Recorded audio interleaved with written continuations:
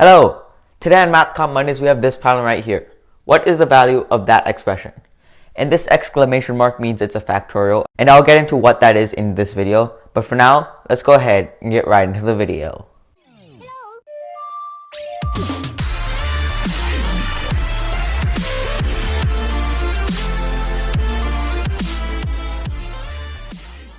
Okay, welcome back. Let's get into what a factorial really is.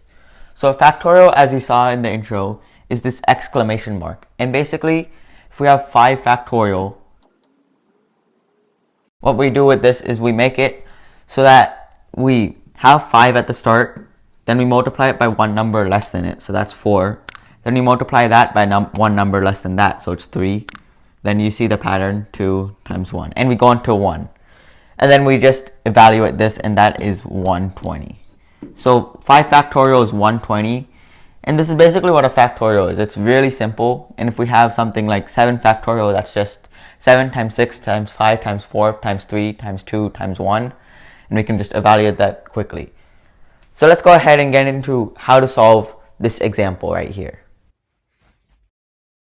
Okay, let's get into how to solve this expression. Okay, so this expression reads as 11 factorial minus 9 plus 1 times 9 factorial all over 8 times 7 factorial.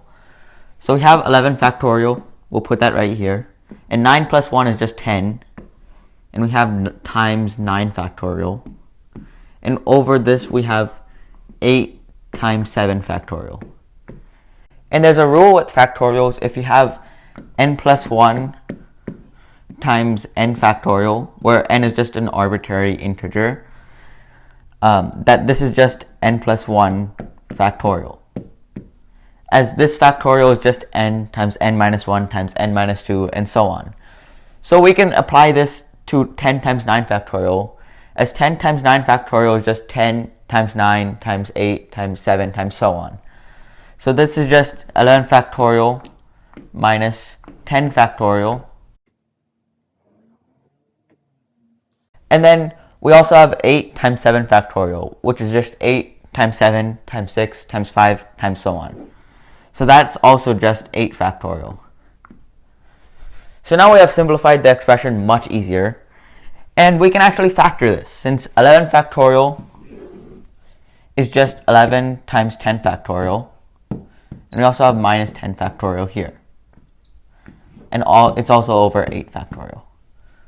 So now that we have this expression, we can factor the 10 factorial outside. We have 10 factorial times 11 minus 1 over 8 factorial. And 11 minus 1 is just going to end up being 10.